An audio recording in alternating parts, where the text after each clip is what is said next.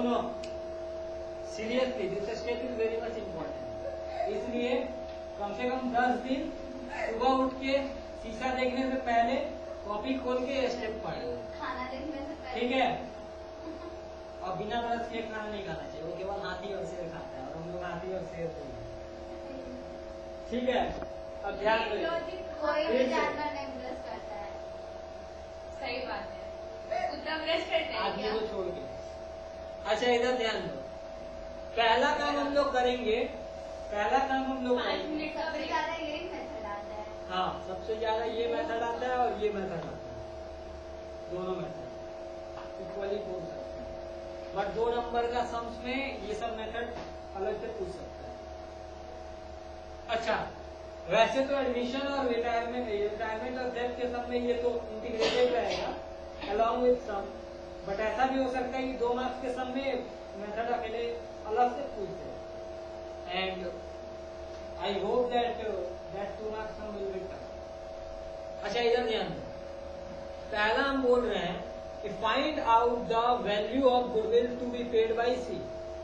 पहला काम तुमको करना है कि गुडविल कितना, सी का शेयर ऑफ गुडविल क्या है, जो कि जिसके लिए कि उसको पेमेंट करना है। उसके लिए क्या करेंगे, full value of goodwill into C share of profit, ठीक है। इसका फॉर्मूला होगा, वहाँ पर रेशियो दिया रहेगा ना। ऑब्वियसली अगर नहीं दिया रहेगा तो तुमको निकालना पड़ेगा। वो भी, हाँ वो कैसे निकलता है?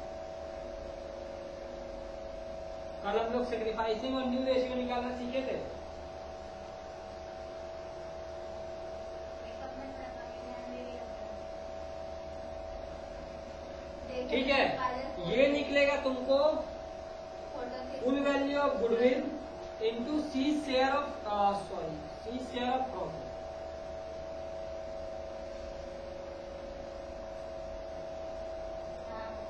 ओके, अब इधर देखो, उसके बाद से हम लोग sacrificing ratio of old partners निकालेंगे। ओल्ड पार्टनर्स का सेक्रीफाइसिंग रेशियो निकाले, जब हमको सेक्रीफाइसिंग रेशियो मिल जाएगा तब हमको पता चलेगा भाई कौन कितना सेक्रीफाइस किया, ये दिया रहेगा कि हमको कुछ निकालना पड़ेगा। उसके बाद से जब ऐसा होगा कि हम लोग को पता चल जाए कि भाई ये ए 1/2 सेक्रीफाइस किया, बी 1/2 सेक्रीफाइस किया, तब उसके बाद से हम लोग जो सी का शेयर ऑफ गुडविल है उसको ए और बी में बांट देंगे according to sacrificing ratio. Obvious सा बात है, अगर ए ज्यादा सेक्रीफाइस किया तो उसको ज्यादा मिलना चाहिए, अगर बी कम सेक्रीफाइस किया तो उसको कम मिलना चाहिए। सो सेक्रीफाइसिंग रेशियो निकालना इज मस्ट। आफ्टर दैट हम लोग एक एंट्री पास करेंगे, जो कि एंट्री ये होगा, कैश आ रहा है, सो ₹5,000 जो वो गुडविल का पैसा दे रहा है वो, और यहाँ पर ए के कैपिटल में 2500 जा रहा है और बी के कैपिटल में 2500 जा रहा है। So this will be the amount which you will calculate here. Clear? कोई दिक्कत? तो फिर इसको हम लोग मिटा देंगे।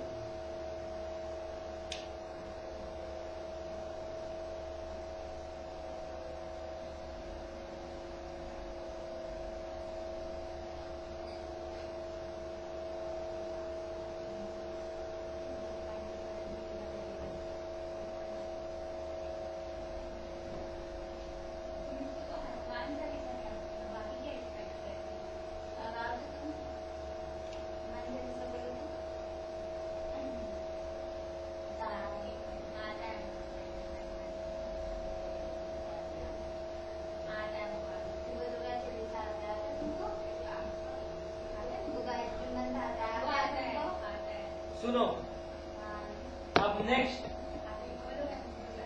अच्छा ये ध्यान देना कि देखो केवल इसी और इन दोनों केस में कैश का पेमेंट होगा, मतलब कैश जो सी जो है वो लाएगा केवल इन दो केसेस में। इन दो केसेस का यूटिलाइजेशन या फिर इन दो केसेस का पे काम तब होगा जब ये लिखा हुआ रहेगा कि goodwill will not be bought in cash, ठीक है।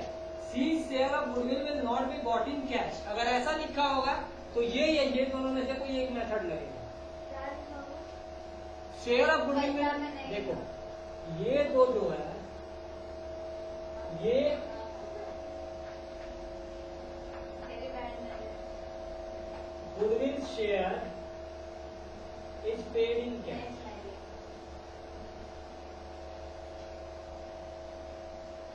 और इन दो केसेस में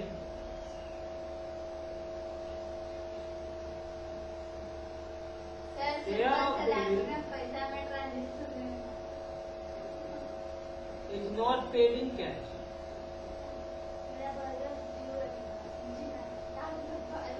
ठीक है, अच्छा इधर ध्यान दो। इसमें जो क्वेश्चन में लिखा है कि भाई ये कैश लेकर के आएगा गुडविल का शेयर पेमेंट करने के लिए, इस ये मेथड अगर क्वेश्चन में यूज करना होगा तो लिखा रहेगा कि सी का शेयर ऑफ गुडविल कैश में पेमेंट नहीं है। ठीक है, या फिर स्पेसिफिकली लिखा रहेगा कि use raise and write off method for valuation of ये फॉर ट्रीटमेंट ऑफ गुडविल या रेज या use capital transfer method for valuation of goodwill. So you will easily know कि भाई कौन सा मेथड हमको यूज करना है। और वैसे भी हम लोग आगे जब समझ करेंगे तो हम लोग को समझ में आ जाएगा। पहला काम हम लोग करेंगे रेज एंड राइट ऑफ में, find the full value of goodwill.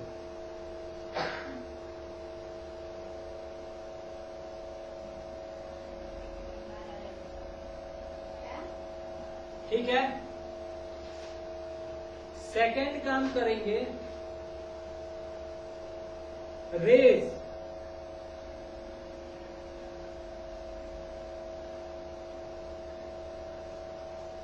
In full value in OPSR। ठीक है, OPSR old profit sharing ratio को हम लोग प्यार से OPSR बोलते हैं। ठीक है, and write of full value of goodwill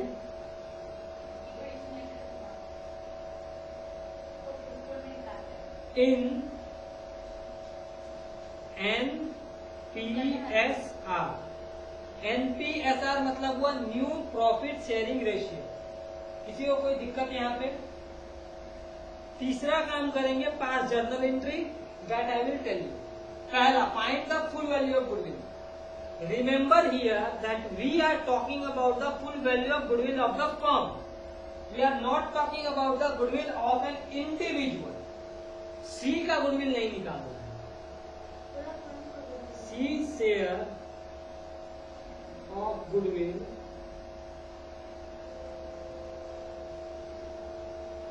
नहीं निकालना। तो सिर्फ ये कैसे करेगा? बता तो रहे, वही तो पूरा मेथड तो उसी के ऊपर है। पूरे फॉर्म का है ना? ये फुल वैल्यू ऑफ गुडविल निकालेंगे सबसे पहले। फुल वैल्यू ऑफ गुडविल से 25,000 था पिछला केस में। ठीक है, फुल वैल्यू ऑफ गुडविल हम लोग निकाल गए 25,000। अब हम लोग निकालेंगे, अब हम लोग गुडविल को रेज करेंगे ओल्ड प्रॉफिट शेयरिंग रेशियो में से। तुम्हारा ए और बी का ओल्ड प्रॉफिट का शेयर था, मान लो 2:1 मत करो, 3:2 करो। ठीक है, और A ratio B ratio C हो गया तुम्हारा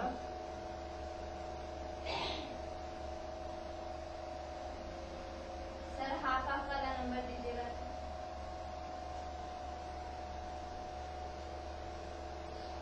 2:2 2.5। सर ये वाला नहीं आता है, 2.5 वाला बताइए ना।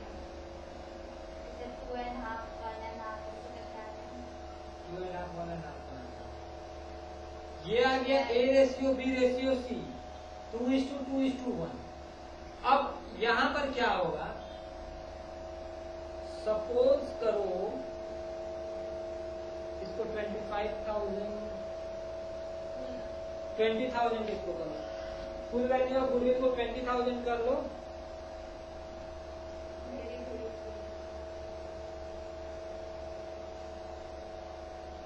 और इसको कर लो तो या इसको 3:2 ही रहना। ठीक है, अब यहाँ पर क्या हो रहा है, अब यहाँ पर हमको रेज करना है गुडविल को फुल वैल्यू इन ओपीएसआर। सिंपल है, रेज कैसे होगा, हम लोग गुडविल को डेबिट कर देंगे, वो रेज हो जाएगा। ये कैपिटल को डेबिट करेंगे, रेज होगा। तो एज कैपिटल तुम्हारा 20,000 को 3:2 में डिवाइड करो। ए का शेयर ऑफ प्रॉफिट कितना है, 3/5। तो 20,000 इंटू 3 डिवाइड बाई 5, 12,000। बीज कैपिटल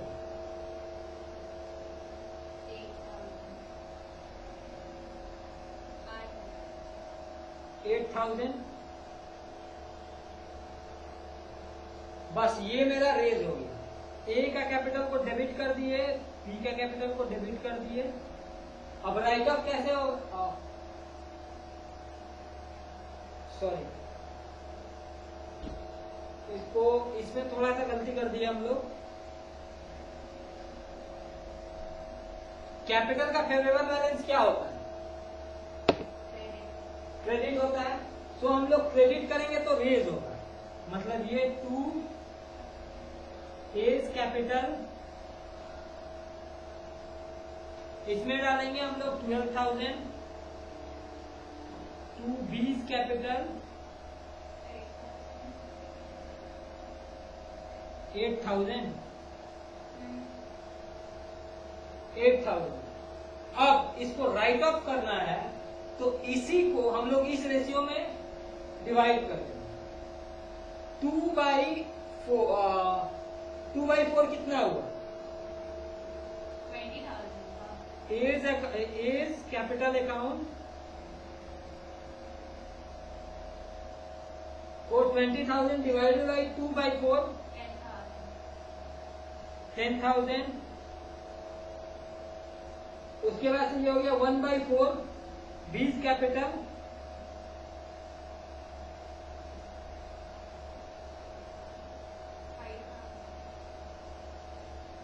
और सीज कैपिटल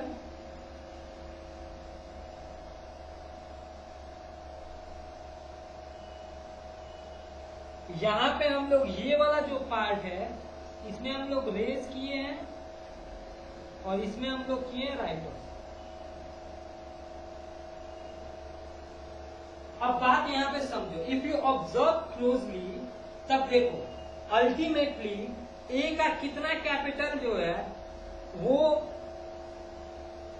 ए का गेन कितना हुआ,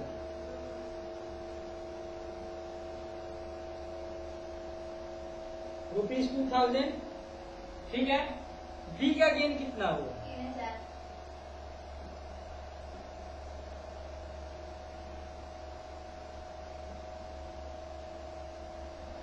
और सी का गेन कितना हुआ, सी का गेन नहीं हुआ, सी लूज किया।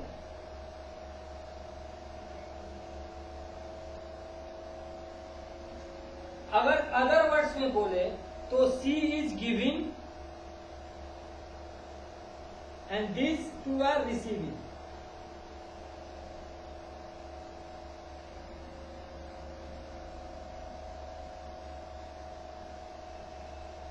तो जो 5,000 है वो सी दिया है। अब देखो इट्स जस्ट लाइक जैसे हम लोग कैश में हम लोग काम करते थे, उस केस में हम लोग को सी कैश दे देता था।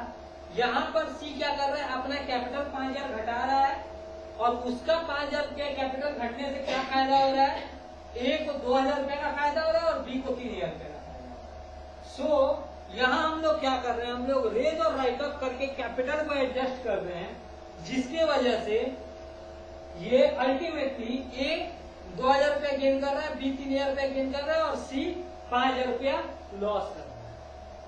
Are you understanding my point? तो इस कैपिटल के एडजस्टमेंट्स की वजह से ए को अपना पैसा मिल जा रहा है, बी को अपना पैसा मिल जा रहा है और सी अपना पैसा जो देना था वो फॉर्म को दे रहा है। क्लियर हुआ ये चीज? और पहले मतलब वो स्टार्टिंग में नहीं दिया है, पहले स्टार्टिंग में वो कैश नहीं दिया, वो कैपिटल से एडजस्ट करा। सिंपल सा, एज सिंपल एज दिस। अच्छा, अब कैपिटल ट्रांसफर अगर हम लोग करते हैं तो इसमें भी मेथड ये और ये, ठीक है, सेम ही रहेगा। ये जो मेथड है वो सेम रहेगा, फुल वैल्यू ऑफ गुडविल निकालना। सिंपली केवल इसका कैपिटल एंट्री चेंज हो जाएगा। कैपिटल एंट्री क्या हो जाएगा?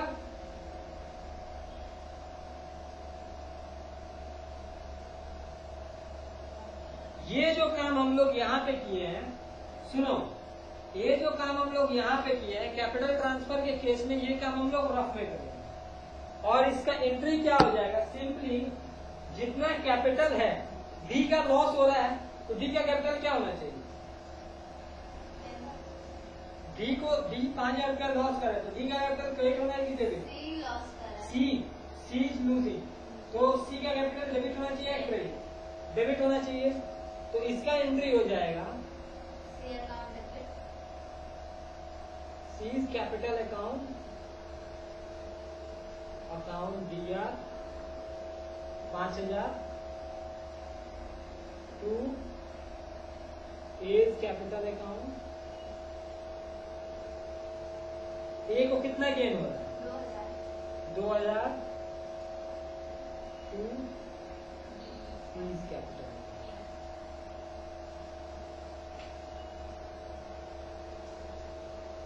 Is this clear? सिंपली हम लोग कैपिटल ट्रांसफर में ये वाला काम करेंगे, मतलब यहाँ पे कैपिटल ट्रांसफर में जो एंट्री होगा वो ये होगा।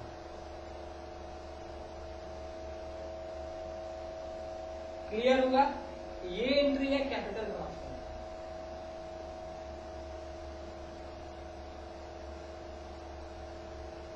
Is this clear everybody? ठीक है, इसको लिखो।